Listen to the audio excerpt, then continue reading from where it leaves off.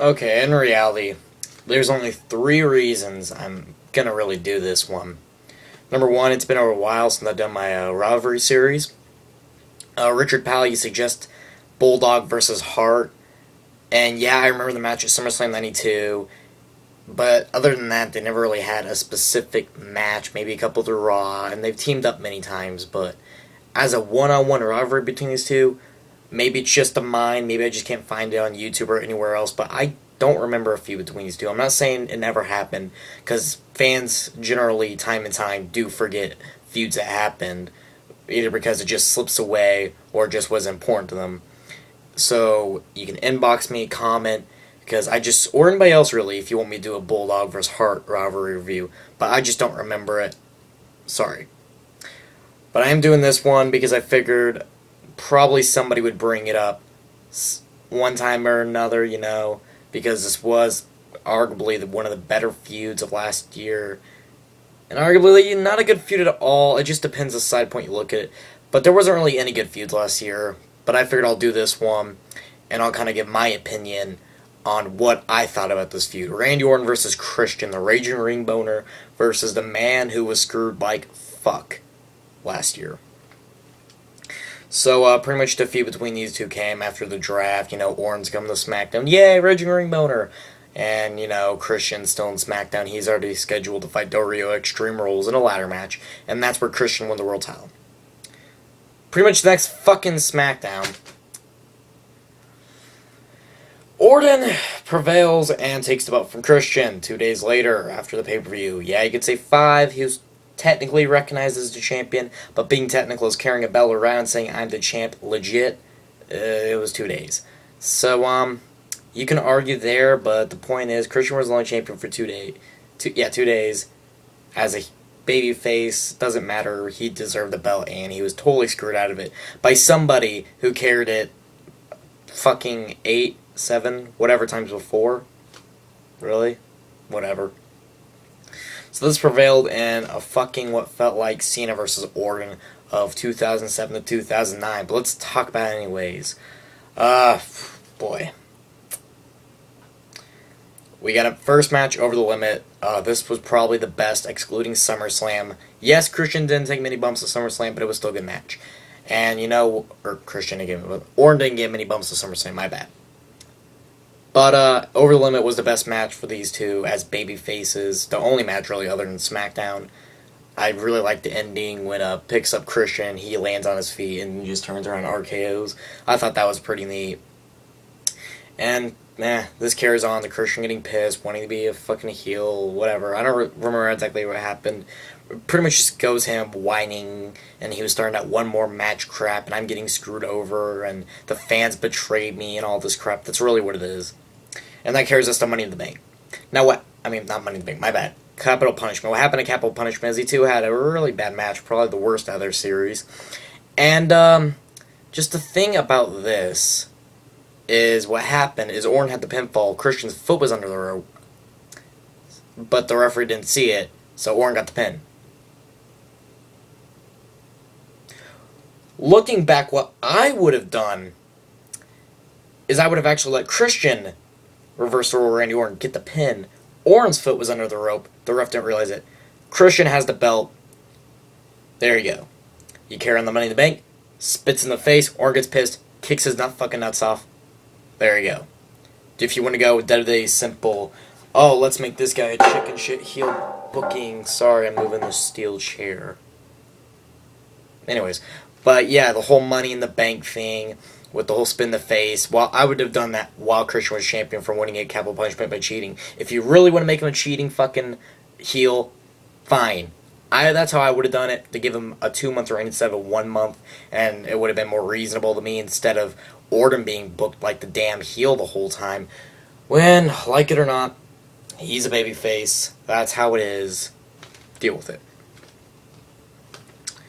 But, yeah, actually going with what did happen, the whole Capital Punishment screw over leads to Money in the Bank. The stipulation there was that Orton gets counted out or disqualified. You got a new champion. Orton went Raging Ring Boner mode and kicked his nuts off, as in Christian. So, probably the worst world title win in WWE history. yeah, so this goes to SummerSlam just for Christian. They get fucking dominated, and a new champ. And Orton again. Just for him to lose that night champion since Mark Henry. But the thing I liked about the SummerSlam much most is the whole dramatic SmackDown when Christian lost the belt the first time. Is when Christian did the apron and then came back and got RKO'd. That's exactly how it happened at SummerSlam, except for on steel steps. So that's the thing I really liked about that SummerSlam ending, if nothing else. But they didn't even cap it off there. They did continue the one last match, which I was okay with. Which, August 30th, Wichita, Kansas. Guess who was there? This guy. Yeah, it was a steel cage match. I got to saw that live. It was really neat. It was really neat. That's all I really have to say. It felt like 15 minutes live. I don't really know if it was 15 minutes. But everyone was marking out when they were both on the top of the cage punching each other. Because, Kansas shows usually has not very good ones. If somebody really wants to request in a future Q&A, if I decide to do them anytime soon, it's the subs. Tell everyone, we need more subs so we can start doing these Q&As. But if you want to send me Q&As now, whatever. I'll eventually do them.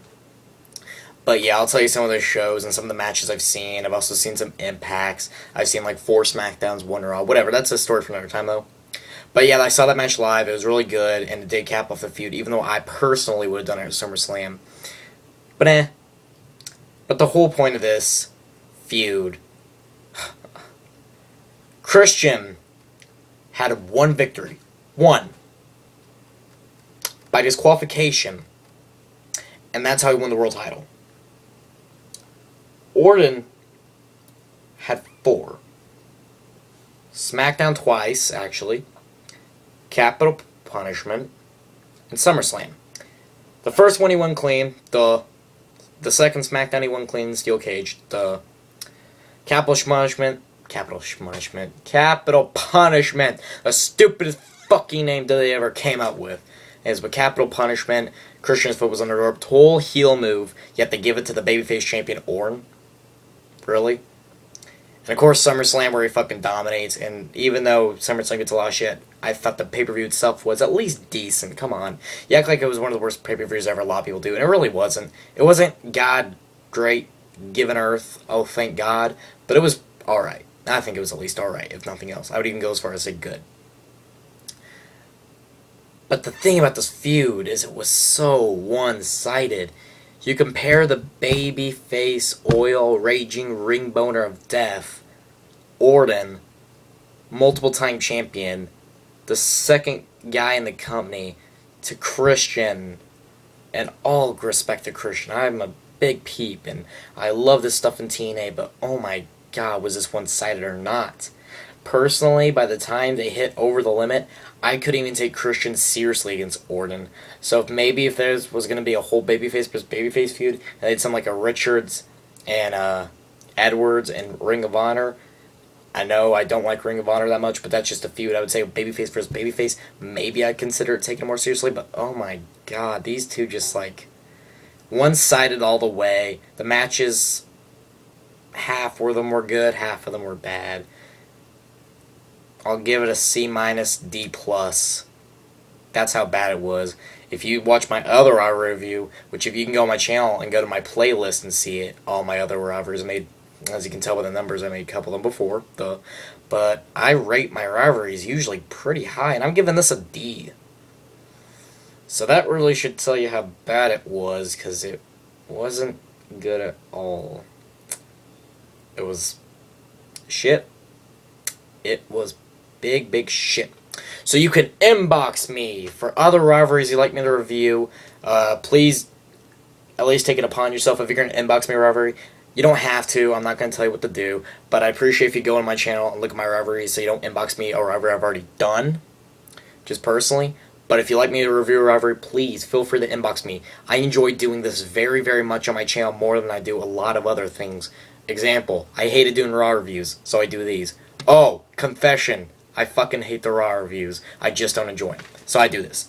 Sorry, that's how it works for me. But if you want, subscribe up above. You can like this, comment below. Inbox me a rivalry, and we will talk to y'all later.